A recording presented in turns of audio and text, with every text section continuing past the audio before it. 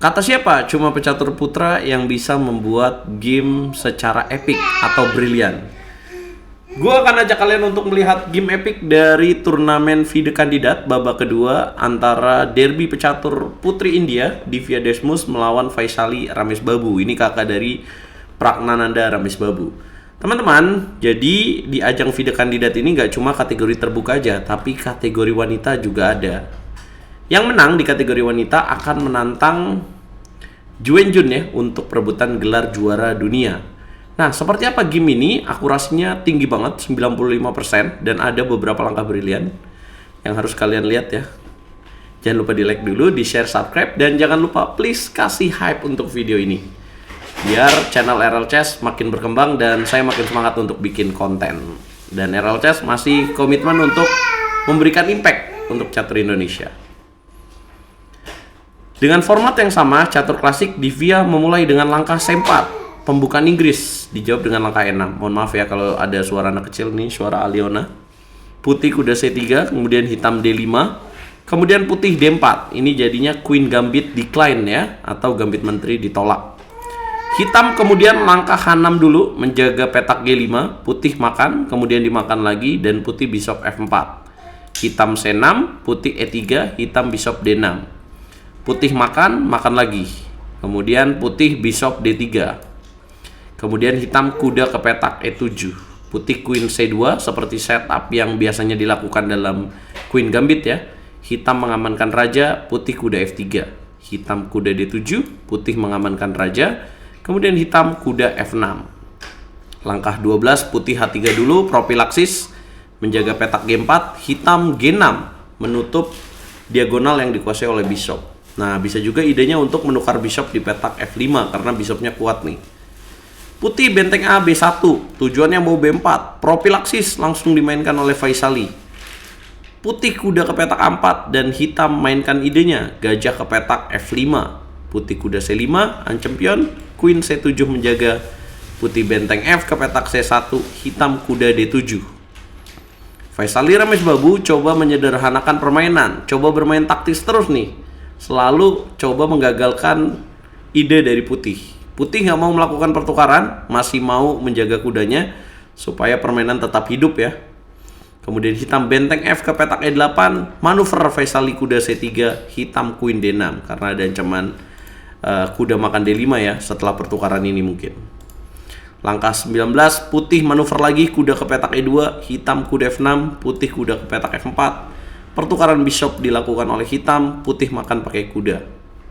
Hitam kuda ke petak F5, kemudian putih melanjutkan dengan bongkar pion B4. Hitam kuda D6, A4 dimainkan. Hitam Queen E7, dimakan pion A5, dimakan lagi oleh benteng. Benteng naik ke petak B4. Putih coba menekan pion di petak B7, hitam coba menekan pion di petak A4. Benteng geser ke petak A8, putih benteng CB1, hitam menjaga pion di petak B7 dengan benteng naik. Putih coba mendouble lagi dengan Queen B3 alanghingan. Hitam Queen ke petak D8, putih kuda F E5. Hitam raja ke petak G7, putih Queen D1. Hitam Queen E7, putih Queen B3. Langkah 30, balik lagi Queen D8, Queen D1, Queen E7, dan Divya Desmus berusaha untuk tidak remis. Dia mainkan pertukaran kuda akhirnya. Kalau bolak-balik lagi mungkin bisa klaim remis ya. Queen makan kuda dan kemudian kuda C5, menteri C8, Queen F3, dan hitam blunder dengan kuda E4.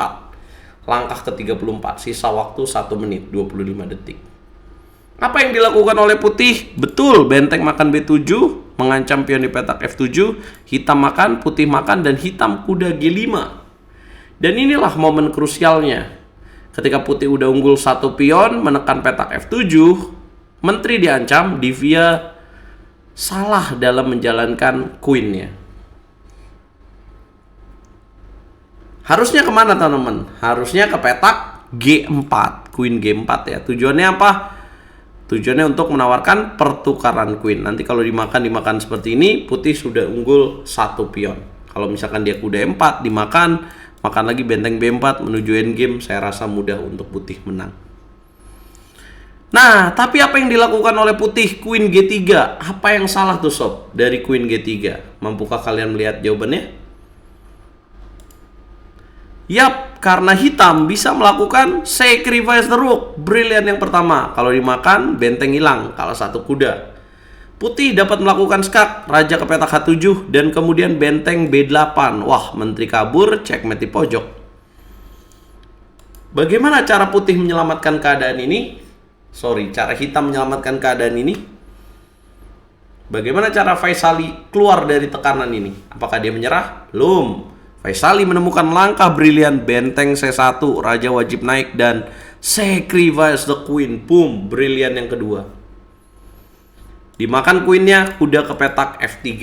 Raja ke petak G2, kuda makan E5.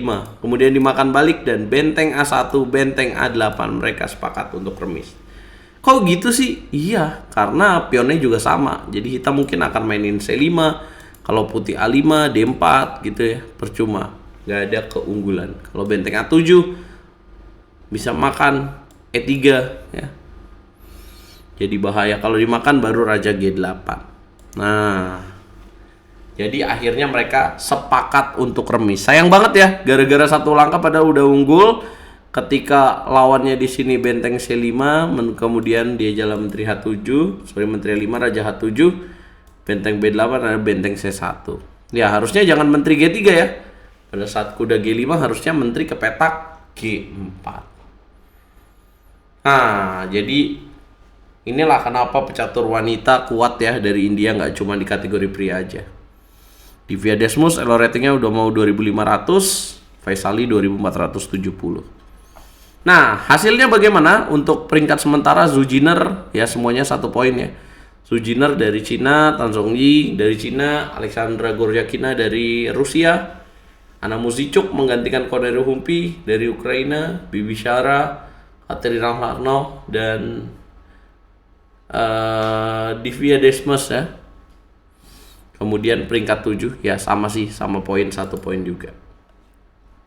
Jadi game ini cukup seru ya teman-teman dan cukup brutal. Memang mereka juga sering juara di kategori terbuka juga ya. Nah, siapa yang kalian prediksi akan melawan Zhu Wenjun dalam perebutan gelar juara dunia? Saya berharap sih Goryakina nih dari Rusia atau ya dari India nih, karena kita butuh yang bisa naklukin Zhu Wenjun. Kemarin Tan Zhongyi kalah ya. Jangan lupa kasih hype video ini. Kita ketemu di video berikutnya. Jangan lupa nonton live streamingnya nanti malam jam 20.30 hanya di YouTube RL Chess. Wah, brilian untuk remis ternyata. Kalau lawannya nggak siap menang sih.